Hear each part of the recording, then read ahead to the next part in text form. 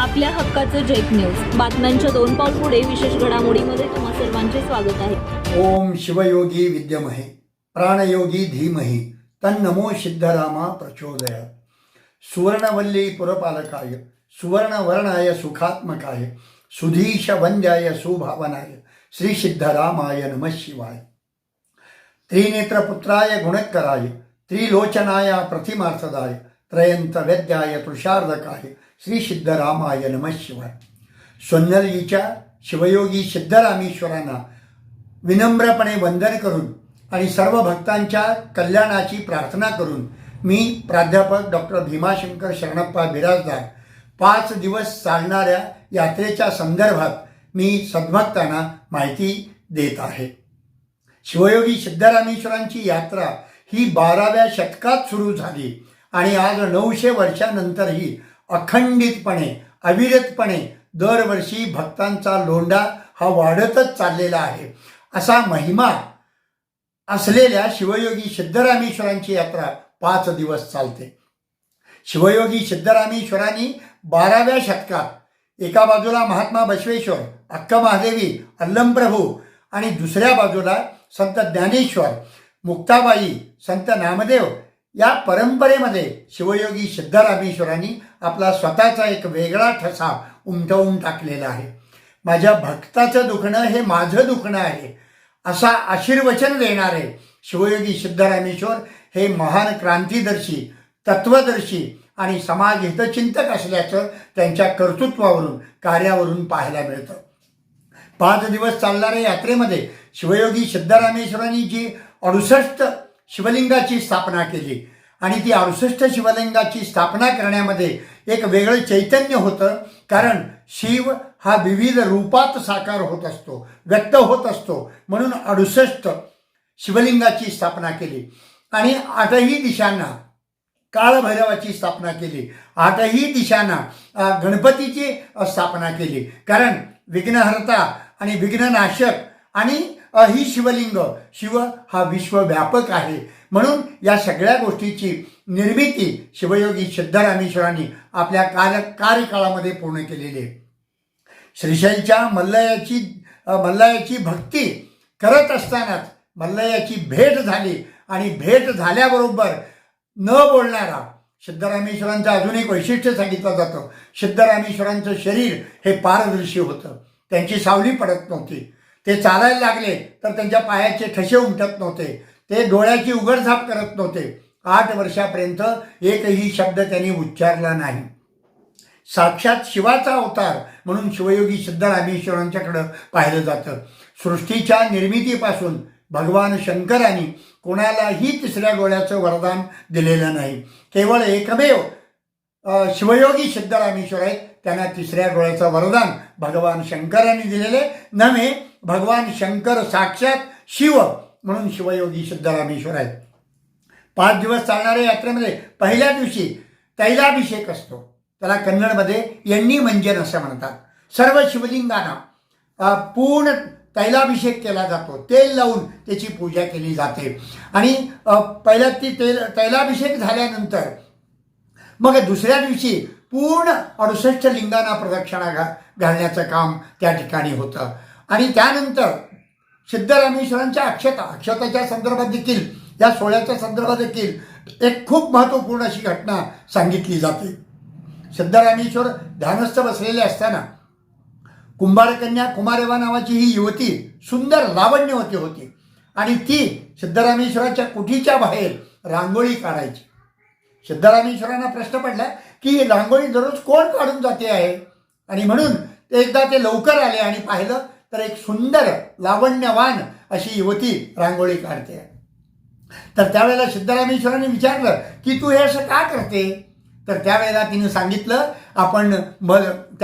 सांगितलं माझं तुमच्यावर प्रेम आहे।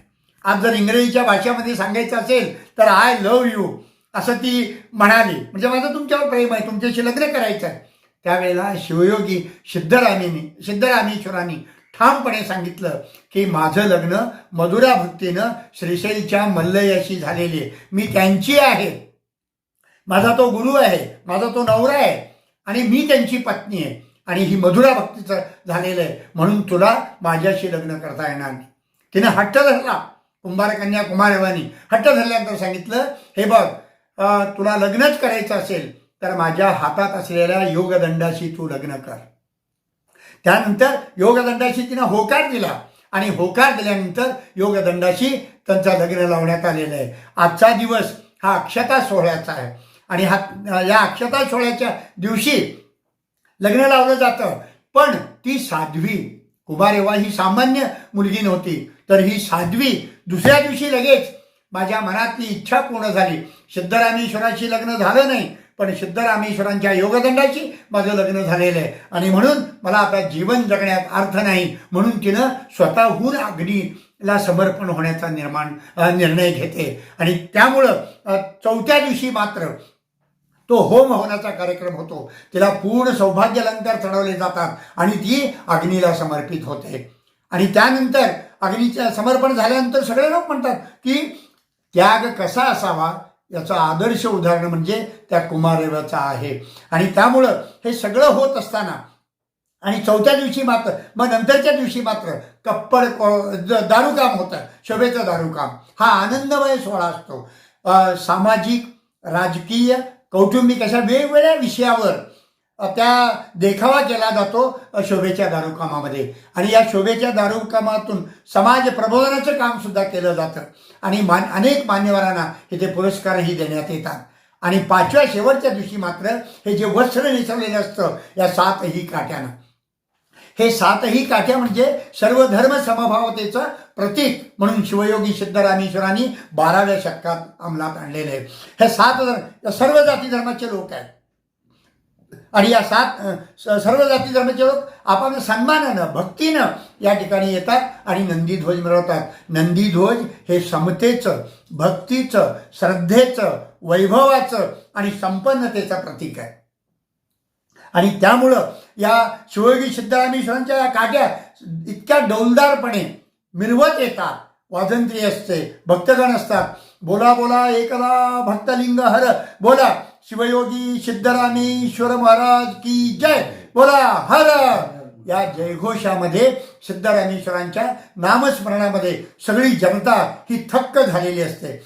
एका विशिष्ट प्रकारचा तो बाराबंदीचा पोशाख, डोक्यावर भारतीय संस्कृतीचा प्रतीक असलेला फेटा आणि धोती आणि अशा या पोशाखामध्ये सर्वजण सिद्धरामेश्वरांच्या यात्रेमध्ये सहभागी होतात. आणि शेवटच्या दिवशी मात्र कप्पडकोळी, याचा अर्थ जी अंगावरची वस्त्र आहेत त्या नंदीध्वजाला घातलेली जी वस्त्र आहेत ती स्वच्छ केली जातात. का स्वच्छ केली जातात तर या सगळ्या असं म्हणतात हे सगळं वैभव आम्ही अनुभवलं, आता पुन्हा पुढच्या वर्षापर्यंत आपण फक्त भक्ती करत राहू, काम करत राहू. शिवयोगी सिद्धरामेश्वरांनी या सर्व संकल्पनेच्या माध्यमातून एक संदेश दिलेला होता, नेमून दिलेलं काम करा, त्याचं फळ देण्याची जबाबदारी माझी आहे. आजही 900 वर्षानंतर असं सांगितलं जातं की सोलापूरमध्ये कोणीही उपाशी पोटी झोपत नाही. त्याच्यावर श्रद्धा ठेवून जो इथं काम करतो त्याचं वैभव झालेलं आहे, त्याची संपत्ती वाढलेली आहे, मानसिक समाधान वाढलेलं आहे आणि इथं आलेला माणूस सर्व संपन्नतेनं जीवन जगतोय. आणि ही सगळी कृपा शिवयोगी सिद्धरामेश्वराची आहे. माझ्या भक्ताचं दुखणं हे माझं दुखणं आहे, ते त्याचं नाही असं आशीर्वचन देणारा जगाच्या पाठीवरचा एकमेव ईश्वर कोण असेल तर ते शिवयोगी सिद्धरामेश्वर आहेत, असं आम्ही नम्रपणे साऱ्या जगाला सांगतो. आज या मीडियाच्या माध्यमातून बेंगलोर, मुंबई, कर्नाटक अशा अनेक प्रांतातल्या लोकांना ऑनलाईन सेवा इथं काय चाललेलं आहे हे सगळं पाहायला मिळतं. आज तर सिद्धरामेश्वरांच्या पूजा झाल्यानंतर शिवयोगी सिद्धरामेश्वरांना आपला भक्त जो पोशाख घालतो तो पोशाख घालून आज सजवलेला आहे. म्हणजे भक्ताच्या रूपात असलेला मी कोणी वेगळा नाही, तुमच्यातच मी आहे, मी गेलो नाही, मी इथं समाधीस्थ आहे आणि मी तुमच्या बरोबरच आहे, असा विश्वास देण्याचं काम कोणी केलं असेल तर ते शिवयोगी सिद्धरामेश्वरांनी केलेलं आहे. म्हणून शिवयोगी सिद्धरामेश्वरांच्या अवतार कार्याविषयी पण असं सांगितलं जातं.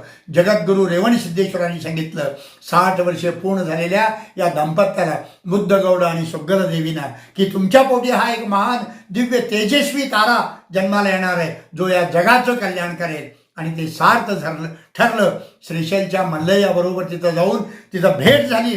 भेट होत नाही त्यावेळेला त्यांनी सांगितलं, मला हुरडा मागितलेला हा मल्लय्या इथं दिसत नाही, इथं तर फक्त दगडी मूर्ती आहे. माझा मल्लय्या माझ्याशी बोलला, माझ्या हातून हुरडा खाल्लाय, दही भात आणायला सांगितलंय आणि मला सोडून इथं आलंय. हा मल्लय्या नाही. म्हणून कमरी कोल्हमध्ये हाक मारत होते. हातात दही भाताचा दशम्या ज्या आहेत ते हातात होतं दही भात. हाक मारली आणि देवाला जाब विचारण्याचं काम शिवयोगी सिद्धरामेश्वरांनी केलं. मी तुझ्यासाठी आलो, तू मला दही भात मागितला, इथं आलो. तू जर भेटला तर ठीक, 3 वेळा हाक मारतो, भेटला तर ठीक, नाही तर आत्मसमर्पण करतो. ही त्यागाची, खऱ्या भक्ताची लक्षणं कुठं दिसतात तर ते शिवयोगी सिद्धरामेश्वरांच्या ठिकाणी दिसतात. म्हणून त्यांनी 3 वेळा हाक मारली, मल्लय्या मल्लय्या. आता शेवटची हाक मारणार, मल्लय्या म्हणून दरीत उडी मारली. लगेच भगवान मल्लय्यानी त्यांचा हात धरला.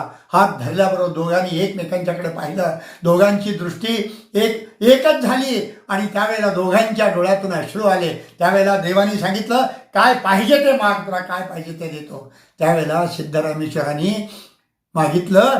ते मागणं देखील सिद्धरामेश्वराच्या अस्तित्वाची उंची दाखवून देते.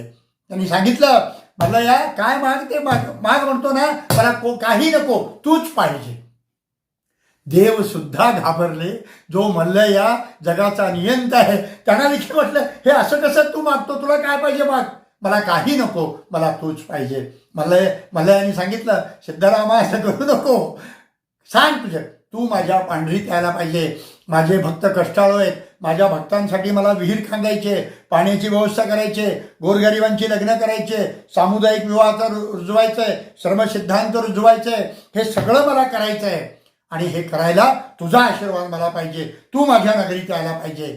आणि त्यावेळेला भगवान मल्लय्याने सांगितलं, तथास्तु, तू जा पुढे, मी येतो. आणि इथं आल्यानंतर आजही हुतात्मा बागेमध्ये मल्लय्याचं जुनं पुरातन मंदिर आहे हेमाडपंथी.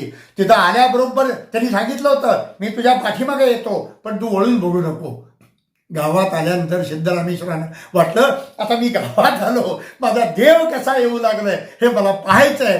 म्हणून ते वळून पाहिले आणि मल्लय्या तिथंच अंतर्धान पावले. आणि तिथं ते मंदिर तलावाच्या बाजूला भुईकोट किल्ल्यामध्ये मल्लय्या स्थित झाला. पूर्वी प्रचंड पाऊस पडत होता, त्यामुळे लोकांना तिथं जाता येईना. म्हणून भक्तांनी बाळीवेसला दुसरं मल्लय्याचं मंदिर निर्माण केलं.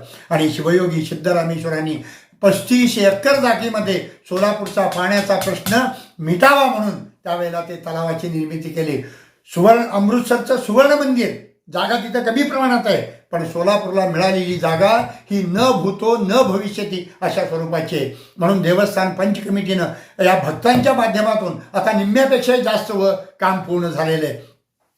खूप नक्षीदार काम असं पूर्ण झालेलं आहे. आता समोरचे 4 खांब राहिलेले आहेत आणि वरचं छत थोडंसं राहिलेलं आहे. अजून 500 किलो चांदी आणि 5 किलो सोनं जर प्राप्त झालं तर हे मंदिर